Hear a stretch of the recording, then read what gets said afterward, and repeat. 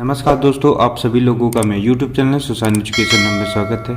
आज की करंट 9 और 10 अगस्त 2020 की, तो चलिए शुरू करते हैं। पहला है मेरा, किस राज्य में 77 नए प्रजातियों सहित तितलियों की 140 दुर्लभ प्रजातियां खोजी गई है? तो आंसर है महाराष्ट्र में मुंबई के पास माथेरॉन में खोजी गई है। ठीक है, इसकी खोज बॉम्बे नेचुरल हिस्ट्री सोसाइटी के वैज्ञानिकों ने खोज की गई है। इसकी स्थापना 15 सितंबर 1883 में की गई थी और इसका मुख्यालय मुंबई में है। चलिए अगला देख लेते हैं। हिंद महासागर में फंसे एक जापानी तेल रिसाव के कारण किस देश ने पर्यावरण आपातकाल की घोषणा की है? तो आंसर है मॉरिशस। ठीक है, यह घटना क्या हुई थी इसके बारे में जान लेते हैं। 25 जुलाई को चीन से ब्राज़ील जाते हुए यह जहाज चट्टान से टकरा गया था, जिसके बाद खराब मौसम और तेज लहरों के कारण जहाज से ईंधन रिसाव शुरू हो गया था।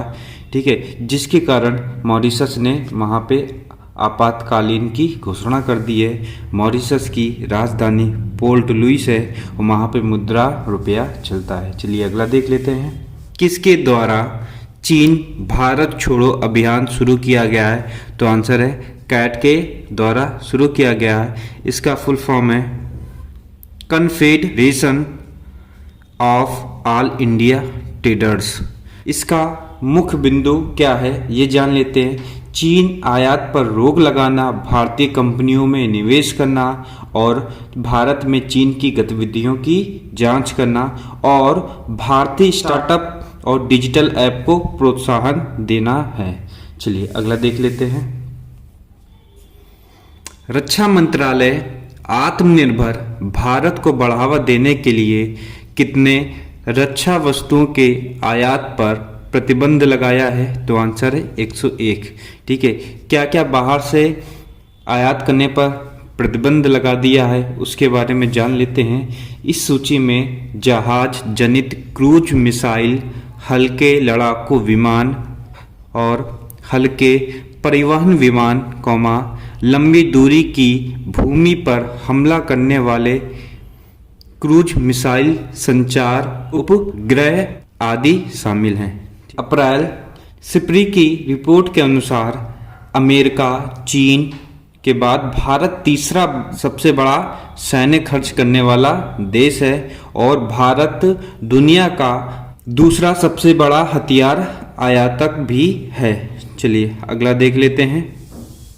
गल्फ कोऑपरेशन काउंसिल GCC ने संयुक्त राष्ट्र सुरक्षा परिषद ने किस देश के लिए हथियारों के विस्तार के लिए समर्थन किया है? तो आंसर है ईरान। ठीक है, इससे संबंधित पॉइंट देख लेते हैं। ईरान पर प्रतिबंध 2 महीने बाद समाप्त हो जाएगा। सन 2010 में इस पर प्रतिबंध लगाया गया था। UN ने ईरान के 2015 के परमाणु समझौते के बाद अक्टूबर 2020 में हथियारों के प्रतिबंध को समाप्त करने की सहमति व्यक्त की थी। GCC क्या है इसके बारे में जान लेते हैं। इसका गठन 1981 में हुआ था। इसमें 6 सदस्य हैं। पहला बहरीन, दूसरा कुवैत, तीसरा ओमान, चौथा कतर, पांचवा सऊदी अरब और छठा संयुक्त अरब अमीरात है। इसका मुख्यालय सऊदी अरब के रियाद में स्थित है। चलिए अगला देख लेते हैं। ई-संजीवनी OPD के माध्यम से कितने लोगों को ऑनलाइन परामर्श प्रदान किया जाएगा? तो आंसर है 1.5 लाख लोगों को इसका लाभ मिल चुका है। चलिए अगला देख लेते हैं। विश्व आदिवासी दिवस कब मनाया जाता है? तो आंसर है 9 अगस्त को मनाया जाता है। इसकी शुरुआत 9 अगस्त 1994 को हुई थी। 2011 की जनगणना के अनुसार भारत में कुल आबादी का 8.6% आदिवासी लोग रहते हैं। किसके द्वारा मानव हाथी संघर्ष पर एक पोर्टल लॉन्च किया गया? तो आंसर है पर्यावरण मंत्री के द्वारा। तो पर्यावरण मंत्री कौन है? प्रकाश जावड़ेकर। ठीक, इसके तहत एशियाई और अफ्रीकी हाथियों की दुर्दशा पर ध्यान आकर्षित करने के उद्देश्य से शुरू किया गया था। प्रधानमंत्री मोदी द्वारा कृषि अवसंरचना कोष शुरू किया गया है। इसमें किसान समाज को कितने करोड़ देकर यह लॉन्च किया गया है? तो आंसर 1 लाख करोड़ रुपए जारी किए गए हैं। ठीक है, इस योजना के तहत 2020 से 2029 टोटल 10 साल हो जाएंगे तक उपलब्ध होगा। इस कोष के तहत बैंक और वित्तीय संस्थान प्रतिवर्ष 3% ब्याज प्रतिभूति के आधार पर 1 लाख करोड़ और 2 लाख तक क्रेडिट गारंटी कवरेज देगा। फ्लिपकार्ट ने किस राज्य के साथ समझौता किया है? तो आंसर है उत्तर प्रदेश सरकार के साथ समझौता किया है। ये समझौता क्या है वो जान लेते हैं। एक जिला एक उत्पाद, ये उत्तर प्रदेश की एक योजना है। ठीक है, इस योजना के अंतर्गत इस समझौते पर हस्ताक्षर किया गया है। इस योजना के अंतर्गत बुनकरों, शिल्पकारों, कारीगरों को व्यापार बढ़ाने में सहायता प्रदान होगी। चलिए अगला देख लेते हैं। किस राज्य सरकार ने ग्राम रोजगार परिषदों में महिलाओं के लिए सीटों के आरक्षण 50% पर नीति को मंजूरी दी है? तो आंसर है मेघालय ने। इसके तहत लैंगिक समानता और विकास के मुद्दे से संबंधित समस्याओं का समाधान करना है और महिलाओं के सक्रिय भागीदारी बढ़ाना है। चलिए अगला देख लेते हैं। नंदी येलेया का 78 साल की उम्र में कोविड-19 कारण निधन हो गया है। तो ये कौन थे? तो ये तेलंगाना के पूर्व सांसद थे। ये 16वीं लोकसभा के सदस्य के रूप में चुने गए हैं और 2 बार राज्यसभा का प्रतिनिधित्व कर चुके हैं। तेलंगाना की राजधानी हैदराबाद है। वहाँ के मुख्यमंत्री के चंद्रशेखर राव हैं। किसने भारत के लिए कोविड-19 टीकों के निर्माण और वितरण के गवी और बिल एंड मेलिंडा गेट्स के साथ साझेदारी की है? तो आंसर है SII के द्वारा की गई है। इसका फुल फॉर्म क्या है? तो सीरम इंस्टीट्यूट ऑफ इंडिया। इसका मुख्यालय महाराष्ट्र में है, पुणे के महाराष्ट्र में है। इसके अध्यक्ष साइरस S पूनावाला है और इसके CEO आधार C पूनावाला। किस शिक्षण संस्थान ने इंपीरियल कॉलेज लंदन के सहयोग से मेटा ग्रिड नैनो पार्टिकल्स विकसित किया है? तो आंसर है IIT गुवाहाटी के द्वारा विकसित किया गया है। इससे होगा क्या, ये है क्या, ये जान लेते हैं। यह प्रकाश उत्सर्जक डायोड उज्ज्वल, ऊर्जा कुशल और टिकाऊ बनाता है। गांधीवादी युवा तकनीकी नवाचार पुरस्कार किसने जीता? तो IIT खड़गपुर को मिला है। ये इनको स्वच्छ ऊर्जा अनुसंधान के लिए दिया गया है। सूरज की रोशनी से सूखने के लिए गीले कपड़े से बिजली पैदा करने के लिए एक तंत्र विकसित कर रहे हैं, जिनके लिए इनको ये सम्मान दिया गया है। चलिए अगला देख लेते हैं। भारत का पहला हिम तेंदुआ संरक्षण केंद्र कहाँ खोला जाएगा? तो आंसर है उत्तराखंड में उत्तरकाशी वन प्रभाग में खोला जाएगा। चलिए अगला देख लेते हैं।